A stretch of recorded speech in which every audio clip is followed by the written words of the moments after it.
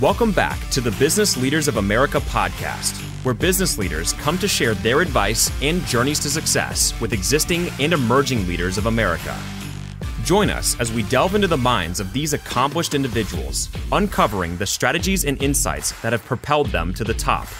Whether you're an established leader or an emerging force in the business world, this podcast is your go-to source for the knowledge and inspiration needed to navigate the dynamic landscape of American business. Now, here's your host, Dylan Bloyd. Hello, everyone, and welcome to another episode of Business Leaders of America podcast. Today, we're honored to have Denise Panza, senior mortgage banker at Total Mortgage Services with over 27 years of experience in the industry. Denise's extensive experience spans purchases, refinances, investment properties, and commercial financing, holding licenses in multiple states. Renowned for her hardworking and intelligent approach, Denise prioritizes her clients' best interests, earning her the trust and admiration of many. In our conversation, Denise will discuss challenges in building trust in a competitive market, effective time management with multiple clients, and the impact of multi-state licensing on her role. A titan in mortgage banking, Denise sets herself apart with exceptional marketing. Whether you're in the mortgage industry or looking to begin a career in the mortgage industry, Denise's expertise is sure to enlighten. Welcome to the show, Denise. Thank you, Dylan. I appreciate the invite. Yes, absolutely. All right, so if you could please give us a brief intro on yourself and how you got to where you are today. Okay, so I'm from New York, originally from Brooklyn, and then moved upstate. And then I went to college in Boston, wanted to be a private investigator, PI Panza. There was this one particular criminal justice class that I just could not pass. So Northeastern, for some that know, it's a 5-year school. And I just thought if I keep up with this particular major, I might be here for like 7 years. So I switched gears. I went into teaching, got my teaching degree, kindergarten through 6th grade. Graduated, moved back to Brooklyn because I wanted to teach in the inner city. That was like my thing. And could not get a teaching job, major teaching freeze, went back to Boston and thought, okay, well, I just gave Northeastern 5 years of my life. They better hook me up and get me a teaching job. That was not happening. So I ended up actually getting pregnant. And I was not married and I had a little boy. And then 2 months later, I decided that I needed my mom, right, to help out because I became a single mom with a 2-month-old. I went back to New York and again, teaching freeze and could not get a job. I needed something immediately. So I looked in the paper and there was this mortgage post-closing position, like for $9 an hour. Now I had been familiar with the mortgage business because my father's in it. He owned a mortgage company in Long Island. So I took the job and here I am, 28 years later. I haven't left the business. I haven't taught a day in my life. And, but I'm happy. I'm a happy camper. I love what I do. Yeah, that is great. Great story. I love that you said you went back to have your mom assist. We actually did the exact same thing. 5 kids later, we ended up back to our small little town because of the assistance. It's been a huge, huge help and allows us to still do what we need to do to, survive. It's true. I can't wait for my son to have babies and I'll be back in Brooklyn before you know it again. Right. Yeah. Yeah, exactly. So in a competitive industry, building and maintaining trust is crucial, right? So what challenges do you face in establishing trust with clients and how do you differentiate yourself in a competitive market? So I love what I do. And I tell people that I have three children. I have my son, Philip, who's 29, my daughter, Gigi, who is 19. And then I have my mortgage career who's 28.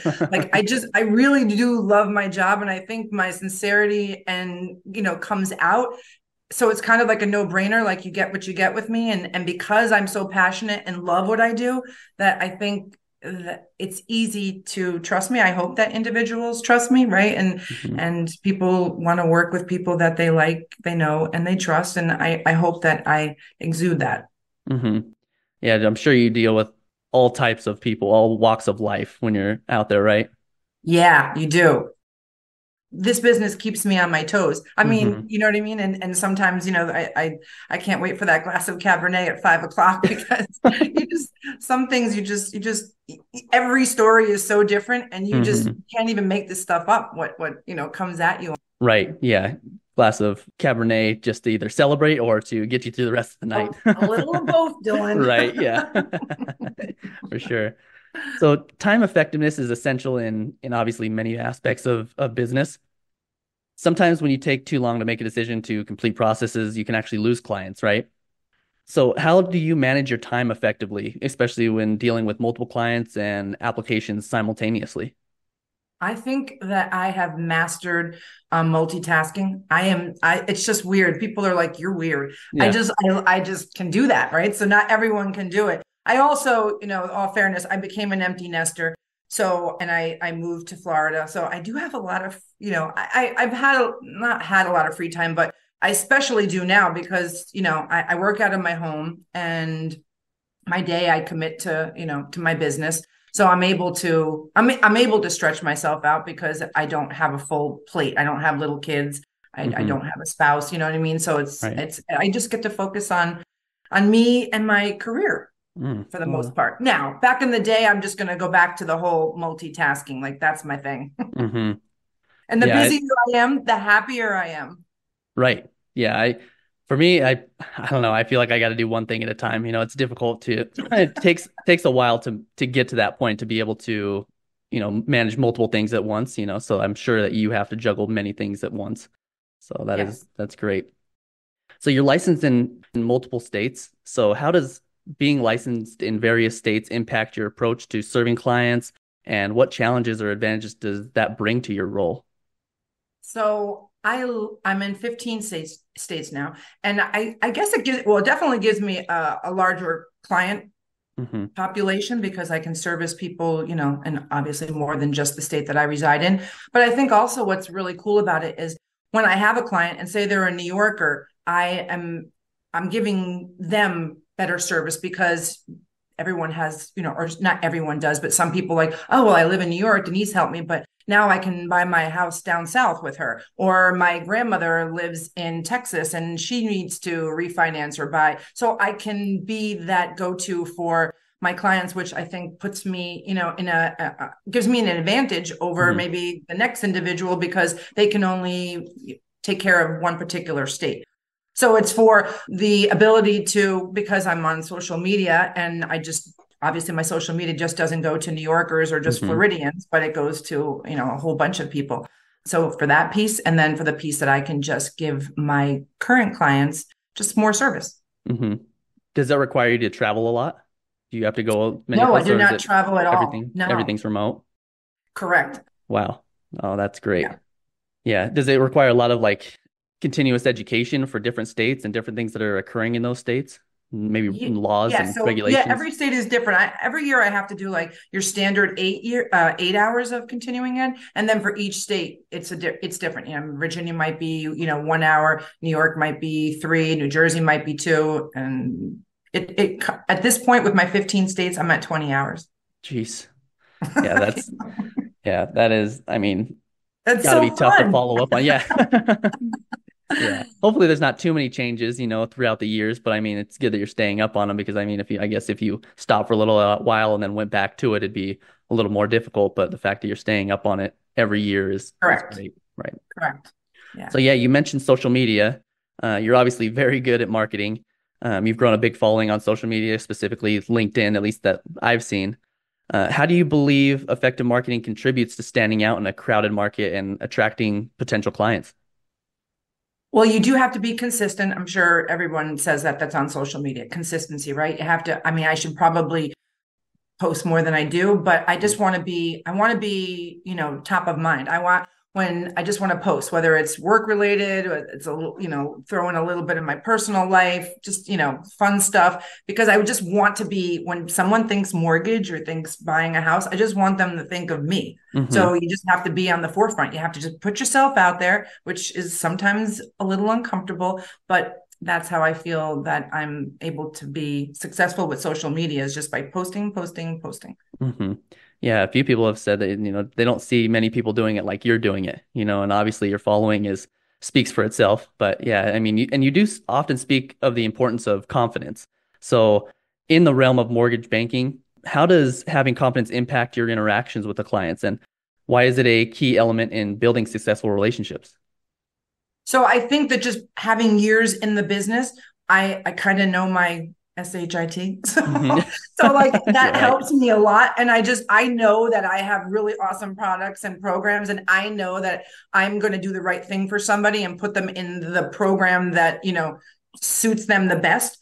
and that gives me confidence. I mean, I just, I can talk mortgages all day long, to the point where some people might find it a little annoying. But and again, because I love what I do, I feel like I'm really knowledgeable of what I do after doing it for 28 years. But if I don't have the answer, you best believe I'm going to get it. Give me 5-10 minutes and I'm going to get the answer. Right.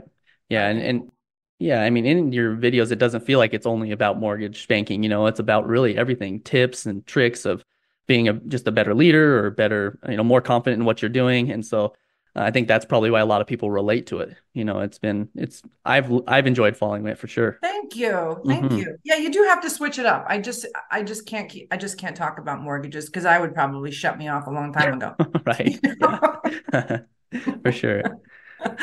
Yeah. Yeah. So how do you prioritize your own professional development, especially as a leader? What role does your continuous learning play in your effectiveness as a senior mortgage banker? So I love watching webinars weekly. I want to, I kind of force myself to not force myself, but I make it a point to just do a webinar, whether it's on reverse mortgages or VA loans, just because even though I've been doing them for so long, it doesn't mean I'm, things change every single day. And also you forget because there are so many programs out there and there's different states that have different programs as well, which is that in itself is a whole another part-time job. So I'm definitely all about continuous education and reading books. Every book I have, all my books, they're just about bettering yourself and becoming a better salesperson, a better person, because I am a work in progress, my friend. Right. No, it's good though. I mean, you don't want to just continue to do the same thing over and over again. And then Correct. then you end up finding yourself messing up because you don't have the right information or whatever it may be. Right. I never want to get too complacent and think that I'm, so that's why it's like really important to me to just keep on learning. When people are seeking your advice, I mean, you've been doing this for 28 years, so when people seek your advice or people are coming to you with questions, do you advise continuous education as well? For buyers? Yeah, or people that are in similar roles to yours? Oh, yes. Oh my gosh. I think for everybody. Yeah, definitely. And the most of the people that I hang out with, we are all in that same boat. And my friends, I just feel like my sphere of friends, we all are about bettering ourselves, getting more knowledgeable, even within each other's businesses, whether it's my girlfriend who does credit repair or, another individual who does, financial planner. Like I want to learn about their stuff. They want to learn about mine, attorneys. Like, I mean, it just makes the world go round better. Right. Yeah. Do you guys recommend each other in different services? Like if you're, yeah. Yes, we do. Yeah. I interviewed a guy a while back who was in the engineering industry, and he talked about how, and this is obviously much different than mortgages, of course, but he talked about how nice it would be if they could recommend different engineers, because in the engineering field, for some reason, that it's kind of frowned upon, to give other people business. You want to take as much business as possible, and so when it comes to, I guess my question in the mortgage industry, do you ever push someone off to another mortgage banker? Yes, we do that. I think that's one of the best referrals that I think you can get. I'm very flattered when another loan officer from another company gives me a deal, and I of course will reciprocate it. If there's a particular program that I don't have in that state, and I know that the borrower will be better suited with that program, then and I'm 100% commission, so I only close a loan when I only get paid when the loan closes. Wow. But for me, it's I would sleep at night knowing that I referred them off to somebody else. Obviously, I don't get compensated on that, but that's okay because it's just not that's not the right thing to do, and it'll come back to you. I was just gonna say, at some point it's gonna circle back to you anyways, right? It does. I just did it recently, and I referred a couple to another loan officer for a South Carolina deal, and as a result, I'm like, listen, I know I've been working with you, but he has this really cool product. Take it, run. And they were so grateful and thankful. And the next thing I know, their 24-year-old son is like, oh, my mom and dad want me to use you to buy my house in New York. See, it just comes back to you. It's a good feeling. Right. No, I'm sure. So how can listeners engage with you, your content, and even reach out to seek guidance on their specific loan needs? Gosh, I would love that. So they can obviously follow me on LinkedIn, right? Denise Panza. They can follow me on Facebook. They can follow me on Instagram. They can call me. They can text me. They can email me. I think that's one thing about me that I make myself available like 24/7, maybe too much. So my father, my kids are like, all right, let it go, turn it off. But I can't. I appreciate people wanting to pick me, right? Because there's so many other people they could pick. So if someone's going to pick me, I appreciate that. And I'm going to be there. I'm going to be, available. Yeah, I'm sure those links are in the show notes, as well as the 15 states that you are licensed in. Yes. All right. So Denise, I do have one more question before we go. I do appreciate all your insight on everything that you've been sharing with us. So how do you remain resilient in the face of challenges, and what advice would you give to existing and emerging leaders on developing resilience in their professional journeys? I guess for me, I'm a tough cookie. Maybe that has to do with, being an Italian from Brooklyn or something. I don't know. But when I get like a punch in the face, like it just makes me want to makes me want to work harder. You know what I mean? It doesn't set me back. I just, I know what it's like to, I don't want to say have nothing, but, been kind of struggling. So I know I never want to be there again. So for me, struggles, they don't faze me. I just keep on pushing through it, and you're always going to get over it. It's a hurdle, it's temporary. It's temporary. That's what I tell my kids. This is just a temporary. You cannot get depressed. You can't get sad. You have to just smile. That's it. Like, because nothing is going to stop me. No bumps.